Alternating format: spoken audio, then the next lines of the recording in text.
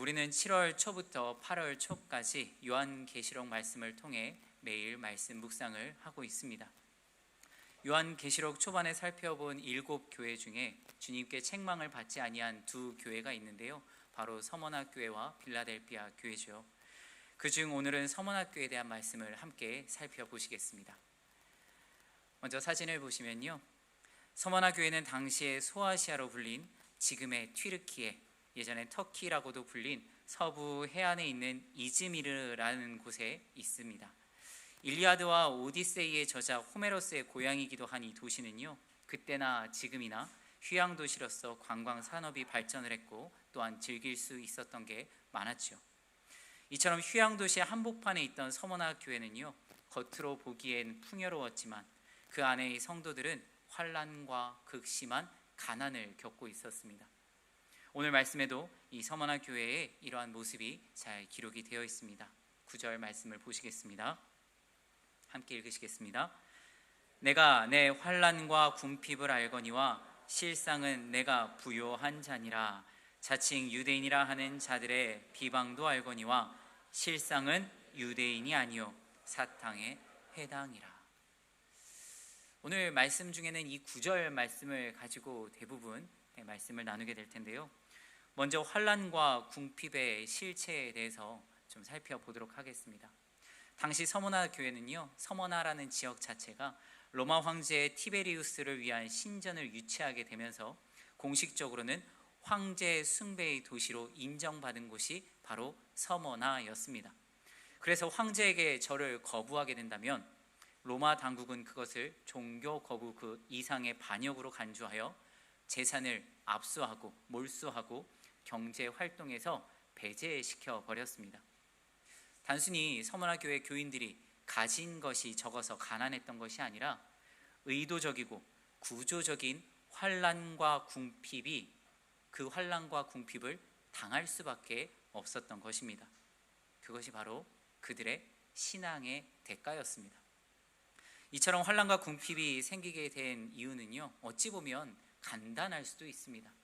세상의 황제에게 절 한 번 하면 될 것을, 그것을 거부했기 때문에, 신앙을 선택했기 때문에 그들에게 환난이 다가왔던 것입니다. 우리가 환난을 쉽게 이해해 보자면요, 환난은 우리가 포기한 것으로부터 오는 대가라고 할 수 있습니다. 내가 포기한 것에서 오는 대가, 그로 인한 불편함과 고통, 이런 것들을 우리는 환난이라고 보통 여긴다는 것입니다. 왜 환난을 경험한다고요? 포기한 것으로부터 인한 대가라고 할 수 있습니다. 한번 생각을 해보십시오. 환난이 없는 인생은 그 누구도 없습니다. 왜냐하면 누구나 무언가를 선택하기 때문입니다. 지금 이 자리에 앉아있는 많은 우리 학생들도 열심히 이제 한 학기 동안 공부를 하고 이제 방학을 맞이했을 겁니다. 공부할 시기에 공부를 하기도 하고요, 혹은 중간중간 놀기도 했을 텐데요, 그 결과 학기를 마치고 여러분들이 1학기 성적표를 딱 들었을 때 성적표에 환난이 다가오셨습니까? 포기한 것의 대가가 바로 환난이라 할 수 있다는 것입니다. 이러면 이해가 굉장히 쉽다는 거죠. 그렇다면 과연 우리 친구들에게 환난만 있었을까요?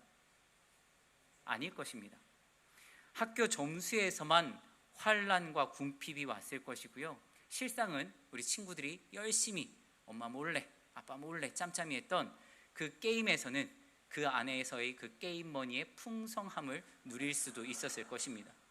혹은 간간히 보아왔던 그 짧은 영상들로 인하여 잡다한 지식에는 부요한 자일 수도 있을 것입니다. 혹은 남 모르게 몰래 했던 그 연애로 인해서 그 연애 가운데는 부요한 자다라고 여러분들이 각자의 삶에서 바라볼 수 있을 것입니다. 선택한 것으로 인해 버린 것, 그 버린 것의 대가가 바로 환난이라는 것입니다. 이처럼 환난과 부요는요, 동시에 같이 우리에게 찾아오게 됩니다. 벌써 한 해의 절반이 지나갔습니다. 연초에 다이어트를 하겠다, 혹은 운동을 해보겠다 라고 마음 먹으셨던 분들, 과연 얼마나 그 목표를 이루어내셨습니까? 그 목표를 이루는 과정에서 환난과 궁핍이 분명히 있었을 줄로 압니다. 분명 쉽지 않으셨을 겁니다. 어려워요. 그런데 그 와중에도 실상은 내가 부요한 자니라 라는 고백을 할 수가 있습니다. 어떤 것에서요? 건강해서는 부요한 자라고 고백을 할 수 있다는 것이죠. 선택한 부분에서는 부요해집니다. 그런데 포기한 대가, 그것은 어떻게 다가오냐면 바로 우리에게 환난으로 다가온다는 것입니다. 자, 환난 다시 한 번 더 말씀드립니다. 환난은 무엇이라고요? 포기한 영역에서 오는, 포기한 것으로부터 오는 그 대가를 우리는 환난이라고 여긴다는 것입니다. 그렇기에 지금 이 자리에 계신 저와 여러분들이 하나님 나라의 가치를 선택하셨다면 우리에게 있어서 환난은 너무나도 당연히 찾아올 수밖에 없는, 세상의 환난은 너무나도 당연한 것일 수밖에 없습니다. 내가 주님을 위해 포기한 모든 것, 그로 인해서 우리가 당할 수밖에 없는 이 세상에서의 환난, 그것들이 예정되어 있다는 것이죠. 또한 동시에 부유함도 있다고 오늘 말씀에서는 분명하게 기록하고 있습니다. 9절 말씀입니다. 내가 너의 환난과 궁핍을 알거니와 실상은 네가 부요한 자니라 라고 지금 예수님께서는, 주님께서는 우리에게 이렇게 말씀을 해주고 있으십니다.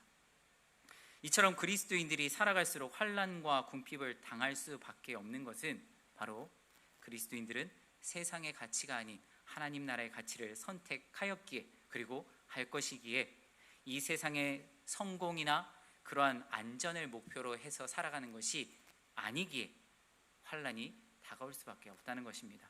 그건 세상의 기준이라는 것이죠. 궁극적으로 이 땅에 최고의 목표를 두는 그 어떤 것을 포기했기에 어떤 때는 현실적으로 뒤처져 보일 수도 있습니다. 남들 다들 일을 하고 혹은 쉴 때조차도 여러분들은 예배드리겠다고 이렇게 나와 있기도 합니다. 그래서 나중에는 시간에 쫓기기도 하고요. 그래서 체력이 버겁다라고 느끼기도 하고요. 손해를 여러 가지로 보시기도 할 겁니다. 심지어 오해를 받기까지도 합니다. 왜 그렇게 된다고요? 내가 선택한 것, 내가 선택한 하늘나라의 그 가치로 인해서 이 땅의 것으로부터 오는 대가, 그 환난과 궁핍이 우리에게 찾아온다는 것입니다. 지금까지 여러분들의 표정을 보아하면요, 일부의 우리 학생들도 그렇고요, 내가 오늘은 번지수를 잘못 찾았구나 라고 이제 생각을 하는 우리 친구들이나 성도님들도 계시는 것 같고요. 다행히도 대다수의 성도님들은 그래도 아직까지는 이 부분에 대해서 인정을 하시는 것 같습니다. 저와 여러분들은 이 세상에서 많은 환난을 만나게 될 것입니다. 만날 수밖에 없을 것입니다. 그런데 이것은 허상이고요. 실상은 우리가 선택한 예수 그리스도로 인해 부요한 자임을 기억하시기 바라겠습니다.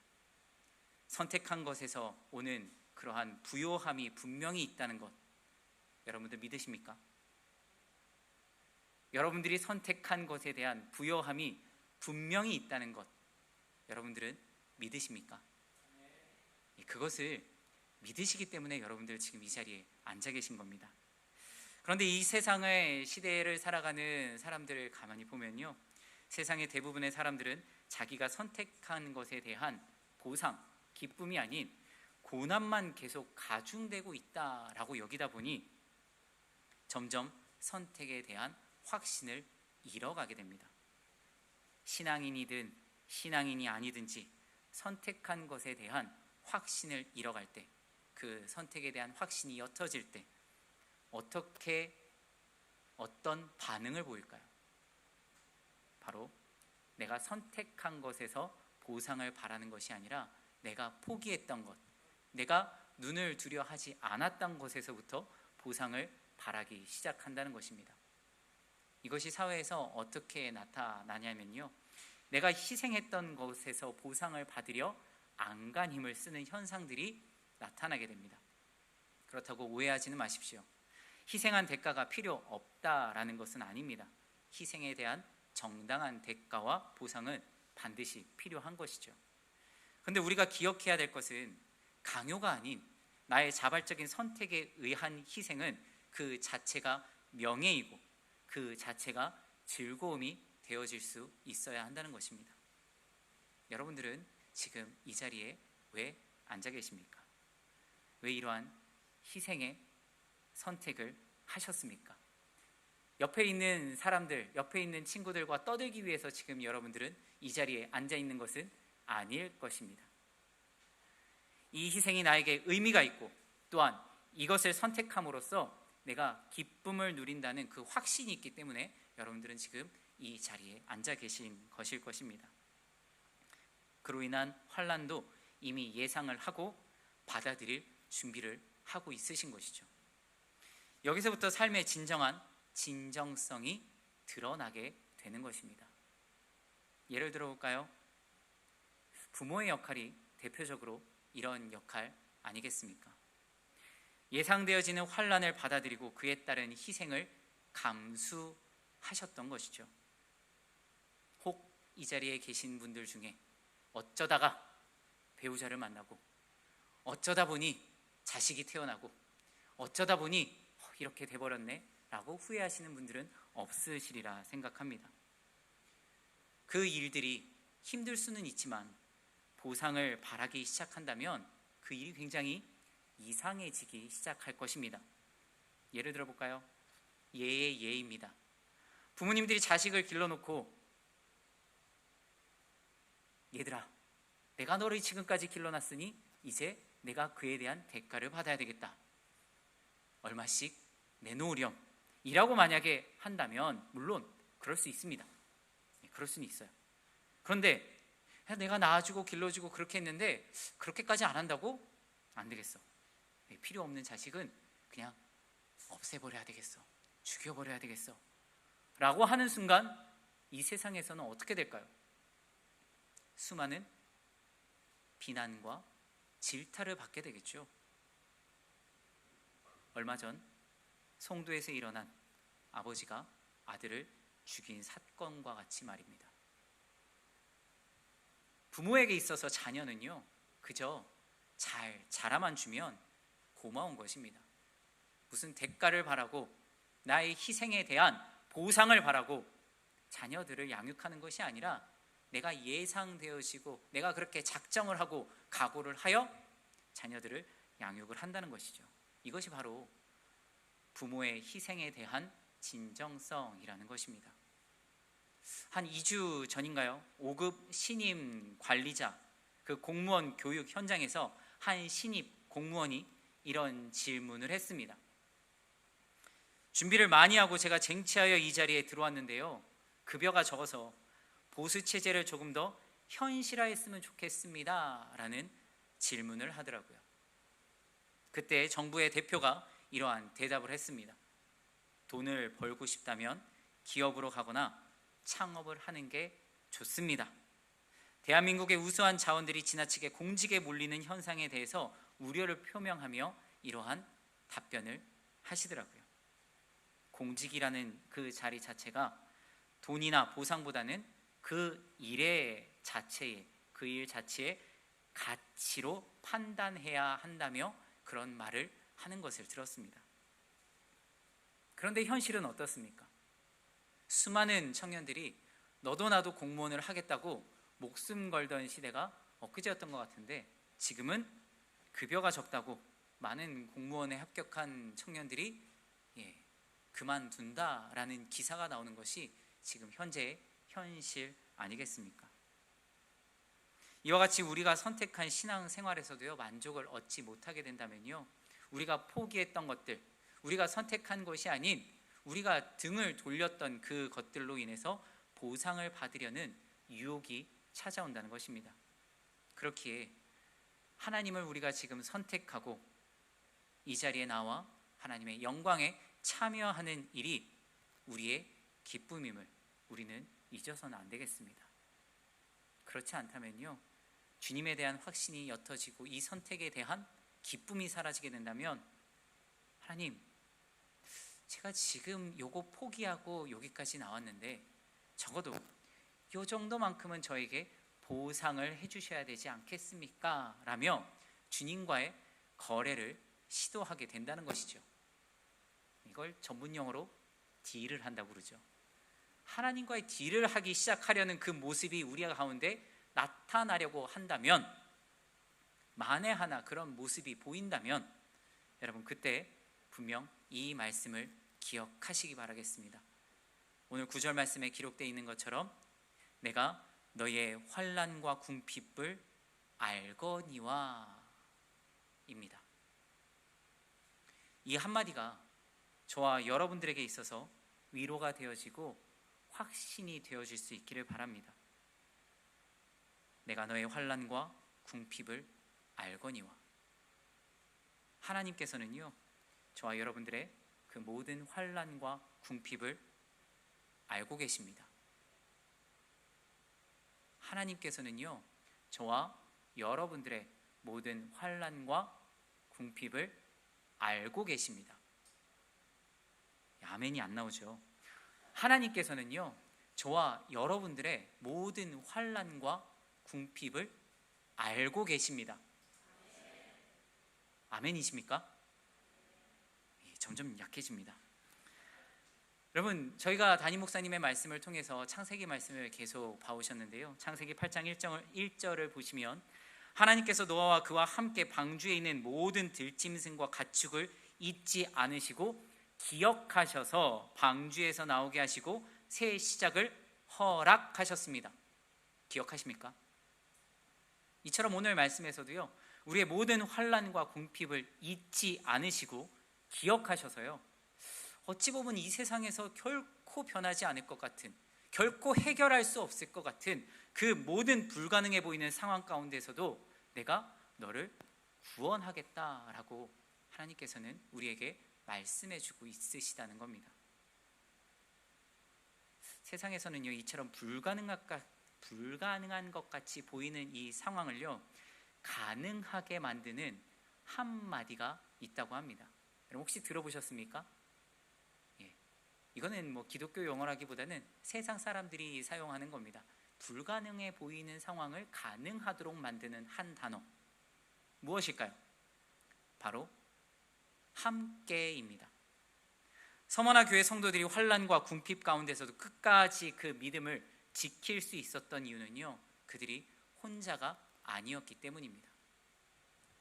주님께서는 환난과 궁핍을 아는 것으로 그치시는 것이 아니라 그들과 함께 계셨고요, 또한 그들에게 허락하신 공동체를 통해서 서로가 서로를 위로하며 함께 견뎌낼 수 있었습니다. 자, 지금 양 옆에 계신 분들의 손을 한번 붙잡아 볼까요? 옆에 계신 분들의 손을 이렇게 붙잡고 지금 한마디를 이렇게 따라해 보시겠습니다. 주님이 지금 이 자리에 함께 계십니다. 자, 눈을 좀 바라보시고요. 눈을 바라보셔야 됩니다. 여러분, 말을 하실 때는요, 상대방의 눈을 똑바로 쳐다보셔야 돼요. 자, 손을 붙잡고 다시 한 번 더 말해보겠습니다. 주님이 지금 이 자리에 함께 계십니다. 믿으십니까? 자, 그렇다면 한마디 더 하겠습니다. 자, 다시 한번 바라보시고요. 그분이 모든 것을 알고 계십니다. 시작. 그분이 모든 것을 알고 계십니다. 이 자리에 지금 함께 계시는 주님께서 모든 것을 알고 계신다는 것 믿으십니까? 아멘이십니까? 지금 여러분들이 감당하고 있는 그 환난과 고난들은요, 결코 여러분 홀로 감당하는 게 아니라는 겁니다. 우리의 모든 실상을 아시는 분께서 지금 우리와 분명 함께 하고 있으십니다. 세상 사람들이 바보라고 할지라도, 바보 같아 보일지라도 여러분들이 선택한 그 가치를 끝까지 지켜내실 수 있기를 바라겠습니다. 바보같이 살았던 노아의 환난은요, 하나님을 선택한 것에 대한 어찌 보면 당연한 것이었을지도 모르겠습니다. 하지만 하나님께서는 그 순종과 과정을 다 아시고 잊지 않으시고 분명히 구원해 주셨습니다. 그리고 또 아시는 게 있다고 기록이 되어 있는데요, 바로 환난과 궁핍에 더해 너희가 비방을 받고 있는 것도 안다라고 말씀을 하고 있으십니다. 9절 후반절 말씀 함께 보실까요? 시작. 자칭 유대인이라 하는 자들의 비방도 알거니와 실상은 유대인이 아니요 사탄의 회당이라. 자칭 유대인이라 하는 자들이 왜 그리스도인들을 비방했을까요? 당시 유대인들은 로마 제국에서도요, 법적으로 인정받은 종교 공동체였기에 황제 숭배를 거부한다고 해서 종교 재산이 압수되거나 고난을 받지 않았습니다. 그 모든 상황에 면책되는 상황이 있었던 게 바로 유대인들이었습니다. 하지만 그리스도인들은 유대교에서 분리되어 가던 중이었기 때문에 유대인들은 쟤들은 우리랑 달라 그러면서 비방을 하고 핍박을 하고 선을 그어 놓았던 것이죠. 실제로 유대인들은 율법을 다 지키면 구원을 받는다고 생각을 했었고 지금도 하고 있고 앞으로도 할 것인데, 예수를 믿는 자들이 나타나서 난 예수님 믿어서 구원 얻었어, 하나님께서 나에게 하나님 나라를 약속해 주셨어 라고 하니까 그게 아니라고 유대인들 입장에서는 비방을 하고 있는 겁니다. 여기서 자칭 유대인이라 함은 자칭이죠. 하나님께 인정을 받지 못한 자들이라는 것을 말을 하는 것입니다. 이들이 예수를 그리스도라 믿는 자들에게 자신들이 지켰던 그리고 지키고 있는 그 율법 항목들을 갖다가 제시하며 너 이거 안 했잖아, 너 저거 안 했잖아, 너 앞으로 이거 안 할 거잖아 라면서 뭘 가지고 네가 하나님 앞에서 구원을 받았다는 확신을 갖는다는 거야, 네가 무엇으로 하나님 앞에 나아갈 수 있다는 거야 라며 비방을 했다는 것입니다. 이들의 비방은요, 단순히 말장난으로 그치는 비방이 아니라 박해의 현장에서도 제일 앞장서서 행하고 있었습니다. 사도 요한의 제자이며 서머나 감독 폴리캅이라는 사람이요, 순교의 현장에서 네가 딱 한 번만 예수를 모른다고 부인하면 살려줄게 라는 그 질문에도요, 그 요구를 거부하며 했던 굉장히 유명한 말이 있는데요, 다 함께 읽어보시겠습니다.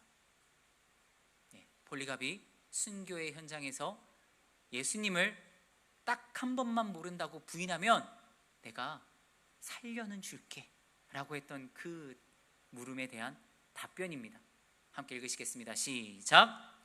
86년간 예수님은 단 한 번도 나를 모른다고 하지 않으셨는데 내가 어떻게 그분을 모른다고 할 수 있겠습니까?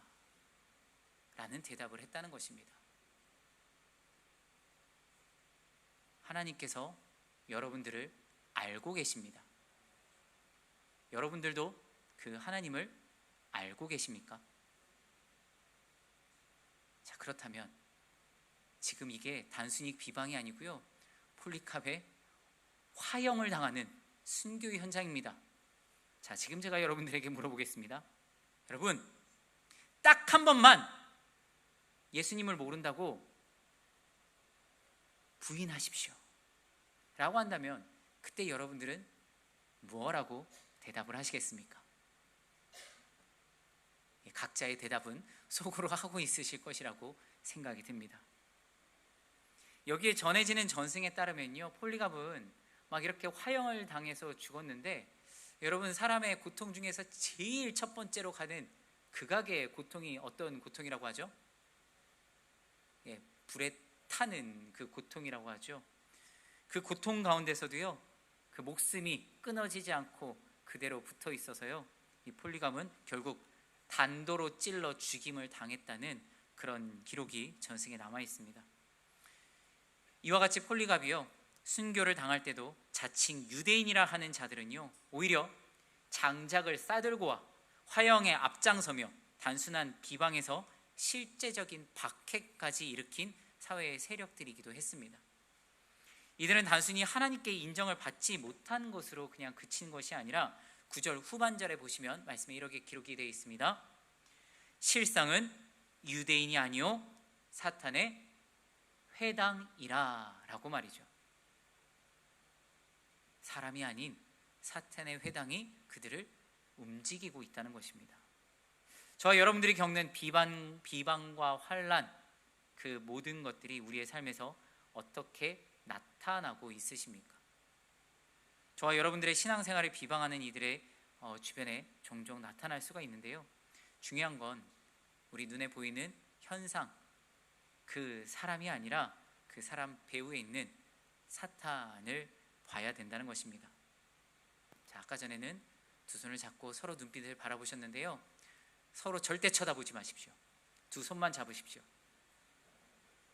두 손만 잡고 비장한 각오와 결단으로 앞을 바라보시면서, 옆 바라보지 마세요. 옆 바라보지 마시고 앞을 바라보시고 비장한 각오와 결단으로 이렇게 한번 따라해 보시겠습니다. 주님은 우리의 실상을 아시는 분이십니다. 시작. 다시 한 번 더요. 손만 잡고요, 장난치지 말고요, 그냥 손만 잡고 비장한 각오로 앞을 바라보시며, 주님은 우리의 실상을 아시는 분입니다. 예, 손을 내려놓으시고요. 우리의 실상은 지금 무엇입니까? 왜 지금 이 자리에 앉아서 지금 예배를 드리고 있으십니까? 하나님께서 부르셔서 나오셨습니까? 아니면 그냥 사람에 의해 끌려 나오셨습니까? 회사에서나 가정에서나 학교에서나 여러분들이 소속되어 있는 그 수많은 공동체 안에서 누군가가 나를 비난할 수 있습니다. 어떻게요?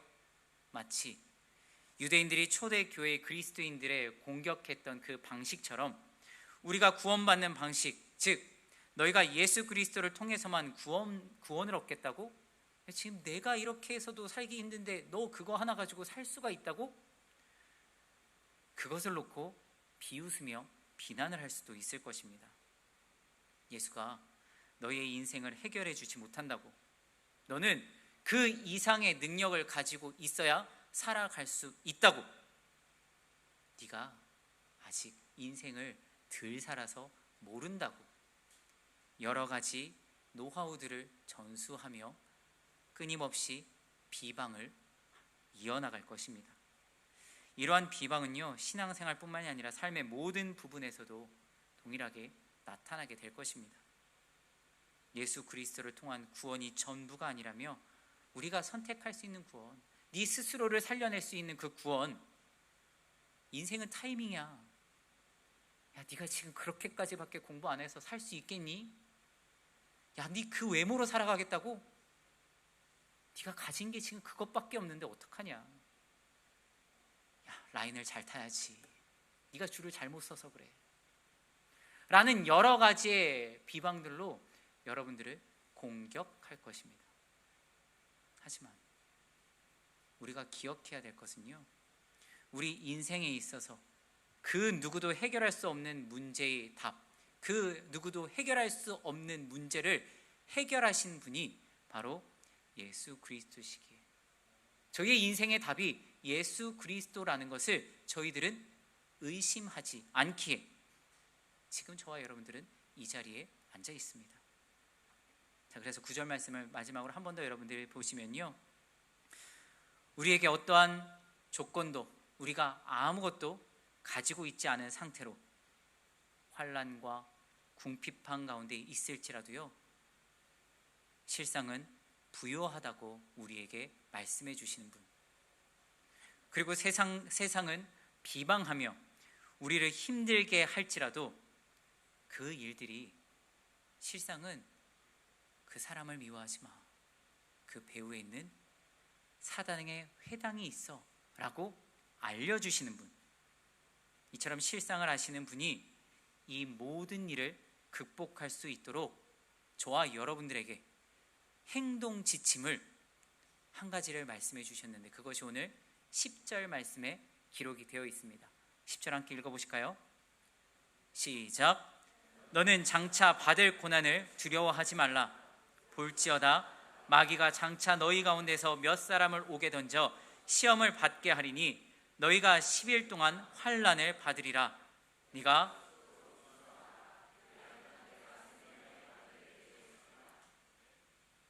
아멘이십니까?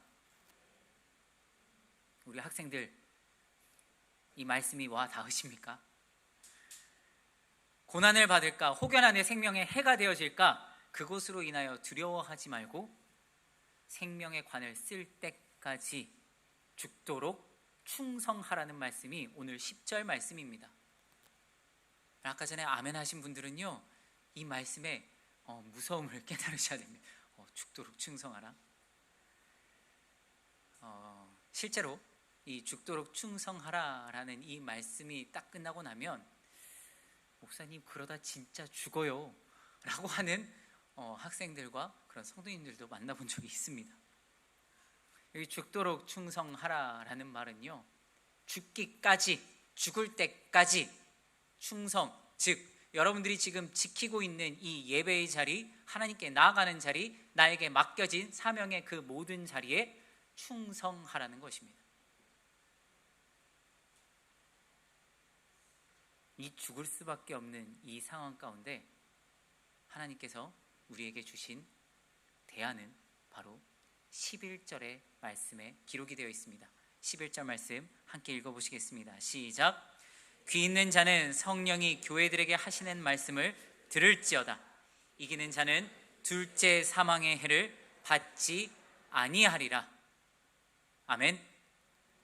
아멘. 두 번째 죽음, 11절에는요 이 두 번째 죽음에 대해서 언급을 하고 있습니다. 사람에게는 두 번의 죽음이 있다는 것 알고 계시죠? 첫 번째 죽음은요, 그 누구도 피할 수 없는 육적인 죽음입니다. 그리고 두 번째 죽음은 하나님과 영원히 단절되는 심판으로서의 죽음으로 성경에서는 사람에게 분명 두 번의 죽음이 있다라고 기록이 되어 있습니다. 히브리서 9장 27절 말씀 함께 보시겠습니다. 시작. 한 번 죽는 것은 사람에게 정해진 것이요 그 후에는 심판이 있으리니. 두 번째 죽음, 그 심판이 있다고 하시는데요, 이 둘째 사망과 이 심판은요, 지금 저와 여러분들 하나님을 믿고 의지하고 지금 나의 모든 환난을 아시고 나를 지키시고 나를 인도하시고 내가 그분을 아는 만큼 주님께서 함께 동행하여 주신다고 고백하는 저와 여러분들에게는 해당되어지지 않는 사실일 겁니다. 우리가 이 땅에서 환난과 궁핍, 더불어 비방까지도 두려워하지 않을 수 있는 이유는요, 심지어 그 환난으로 인해서 이 육적인 죽음까지도 우리가 내몰릴지라도 우리가 끝까지 이 신앙을 지켜나가기 위해서 이 자리에 앉고 온전히 주님께 나아갈 수 있는 이유는요, 예수님께서 이미 그 두 번째 죽음, 우리의 심판을 면하게 해주셨기 때문입니다. 그분만이요 우리에게 가장 중요한 그 사망의 문제를 해결해 주셨기 때문에 그 어느 누구도 피할 수 없는 장차 다가올 그 첫 번째 죽음마저도, 그리고 지금 당하고 있는 이 모든 환난마저도 그분께서는 헛되게 여기지 않으실 겁니다. 그래서 환난 중에 첫 번째 죽음이 와도 달려나갈 수 있다는 것이죠. 실제로 사도 바울은 사망이 올 때 이렇게 고백을 했습니다. 부활신앙, 심판에서 벗어난 자, 두 번째 죽음에서 벗어난 자의 고백입니다. 고린도전서 15장 53절 말씀 함께 읽어보시겠습니다. 54절 말씀 함께 읽어보시겠습니다. 시작. 이 썩을 것이 썩지 아니함을 입고 이 죽을 것이 죽지 아니함을 입을 때는 사망을 삼키고 이기리라고 기록된 말씀이 이루어지리라 라며 이후에 55절 말씀에서는 이렇게 선포를 하고 있는데요, 제가 읽어드리겠습니다. 사망아, 너의 승리가 어디에 있느냐? 사망아, 네가 쏘는 것이 어디에 있느냐? 이 사도 바울은요, 사망한테 지금 선포를 하고 있는 것입니다. 언제요? 지금 내 앞에, 코앞에 죽음이 맞닥뜨려져 있을 그 순간에 말이죠. 누구에게나 찾아오는 첫 번째 사망에게 지금 이렇게 선포하는 것이 아니라 두 번째 사망에게 지금 담대히 사도 바울은 선포하고 있는 것입니다. 이러한 확신의 고백이요, 저와 여러분들을 견고하게 만들어 줄 것입니다. 이 땅에서 만나는 그 모든 환난이 있을지라도 우리가 둘째 사망에서 벗어난 자들이라는 것, 이것을 저희들이 기억한다면요, 우리는 부요한 자임을 깨달을 수가 있습니다. 여러분들이 살아갈 이번 한 주간 가운데서도 환난과 궁핍, 더불어 비방이 있을지라도 죽음을 두려워하지 마시고 생명의 면류관을 얻기까지, 죽기까지 충성하며 살아낼 수 있는 저와 여러분들 되시기를 주님의 이름으로 간절히 축원합니다.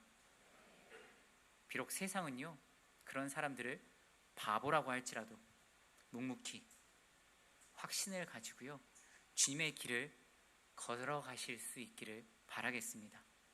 그때 모든 실상을 아시는 분께서 우리의 선택으로 인한 고통을 아시고요, 가장 좋은 곳으로 우리에게 채워주실 것입니다.